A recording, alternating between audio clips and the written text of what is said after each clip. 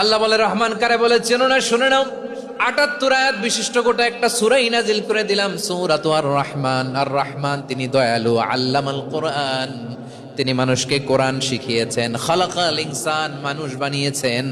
আল্লামাহুল বায়ান, মানুষকে কথা বলা বর্ণনা করা শিখিয়েছেন। পড়েন সুবহানাল্লাহ।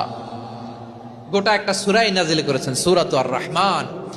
আমার বারোখালীর ভাইয়েরা, তার নাম হচ্ছে আর রহমান আর রাহিম, মানে দয়াময়, মেহেরবান। তার দয়া যে কত বেশি আপনি কল্পনাও করতে পারবেন না, আপনি কল্পনাতেও আনতে পারবেন না তার দয়া কত বেশি।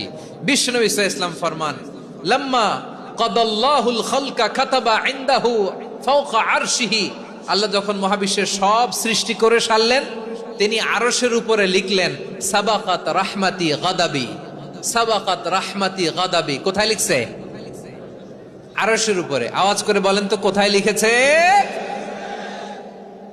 আরশের উপরে আল্লাহ লিখলেন সাবাকাত রাহমাতি গাদাবি।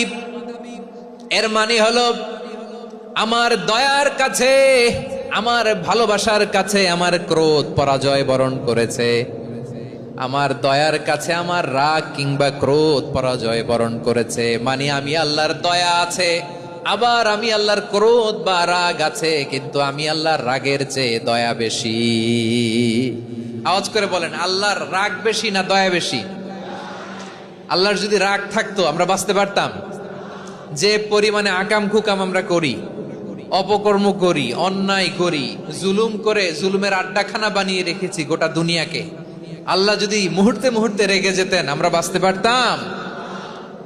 মহাবিশ্ব সৃষ্টির পরেই তিনি আরশের উপরে লিখেছেন সাবাকাত রাহমাতি গাদাবি, মানে আমি আমার দয়ার কাছে আমি আল্লাহর ক্রোধ, রাগ, ক্ষোভ এটা পরাজিত হয়েছে। সুবহানাল্লাহ বলেন।